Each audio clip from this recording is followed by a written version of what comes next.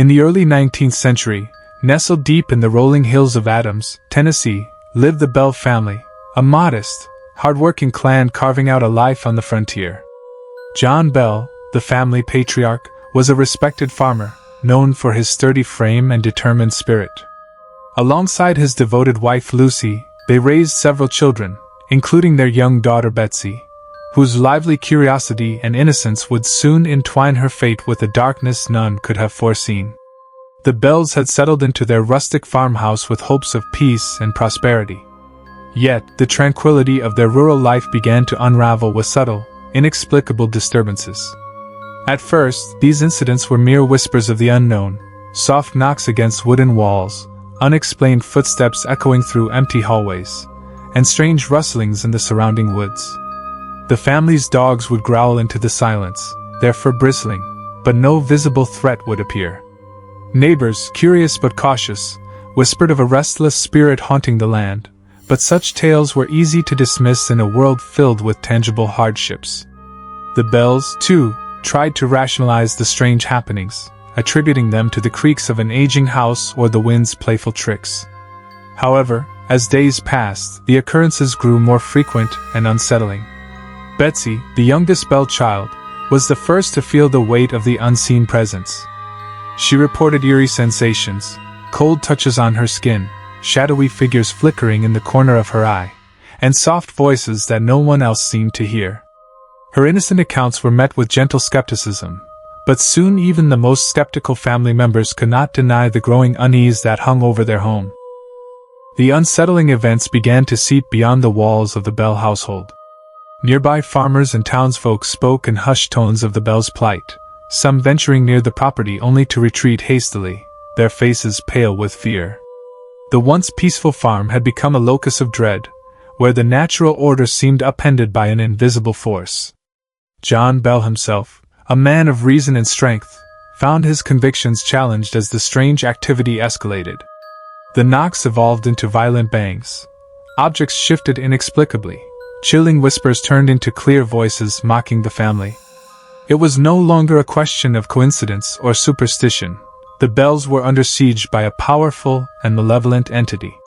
By this time, the story of the Bell family and their torments spread beyond the small Tennessee community, capturing the attention of curious neighbors and spiritual seekers alike.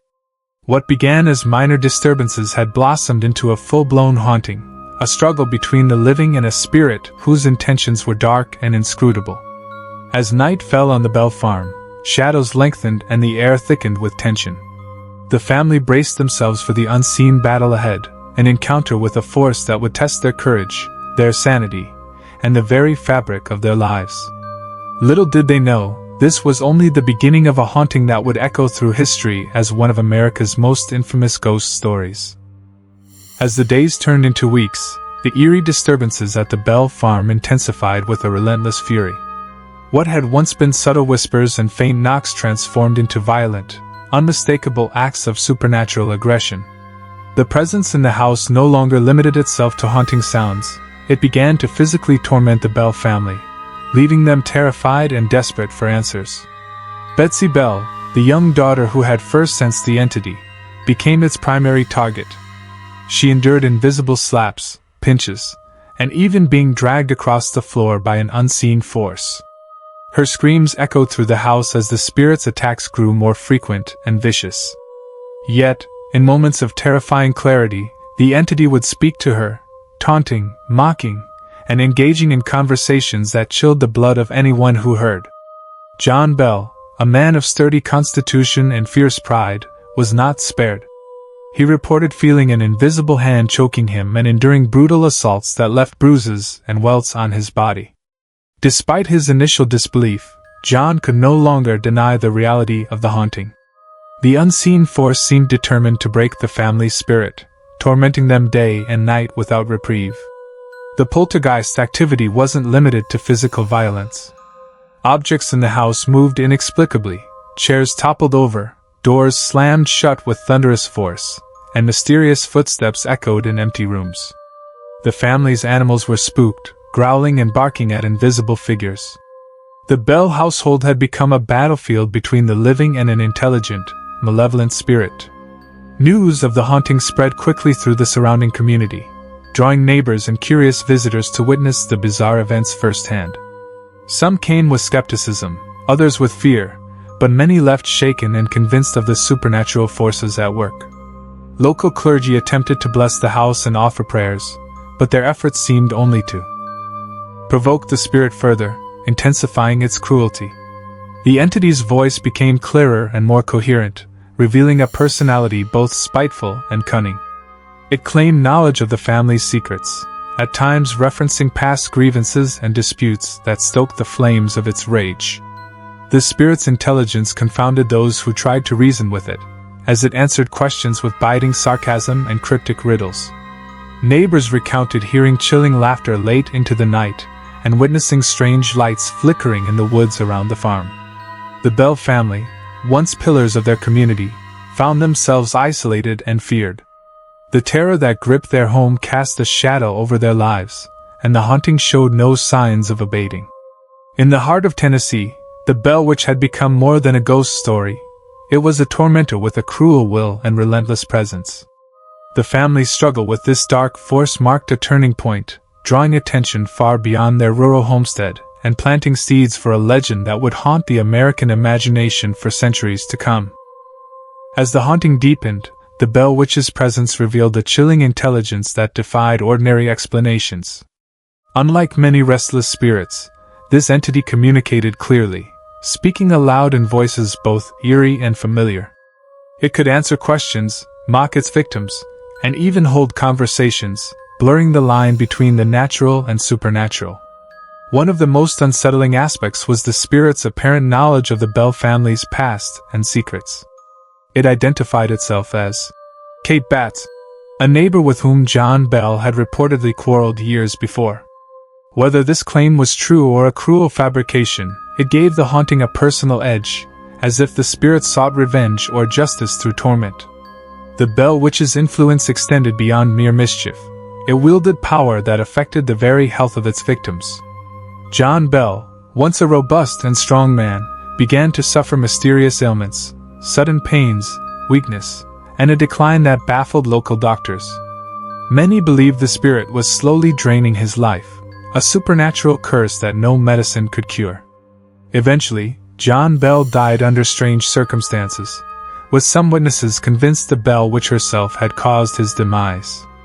Word of these events attracted the attention of prominent figures, adding a remarkable chapter to the legend.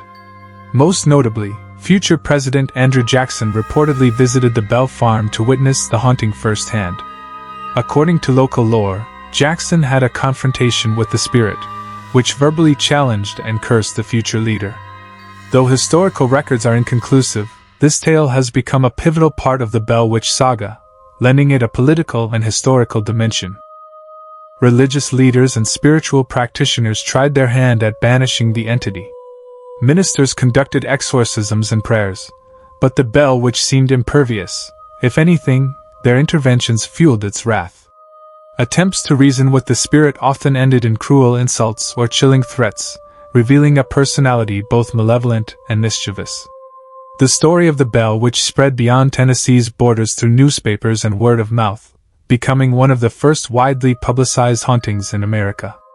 Its detailed documentation by witnesses and investigators made it a case study for early paranormal enthusiasts and skeptics alike.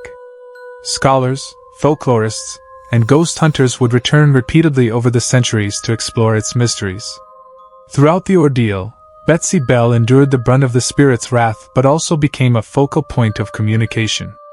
The witch's cruel attentions to her contrasted with moments of eerie calm, when the entity would engage in long conversations, revealing strange knowledge and sometimes cryptic warnings.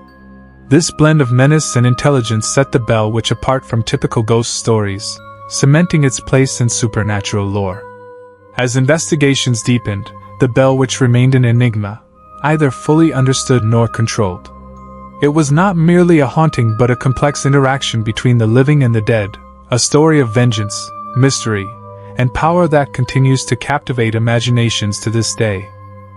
The torment of the Bell family eventually subsided, but the shadow of the Bell Witch lingered long after the haunting ceased. The farmhouse returned to relative quiet, Yet the story of the Poltergeist's relentless attacks and chilling intelligence had already woven itself into the fabric of American folklore. What began as a personal tragedy transformed into a timeless legend that continues to haunt Tennessee and the wider world, nearly 2 centuries later.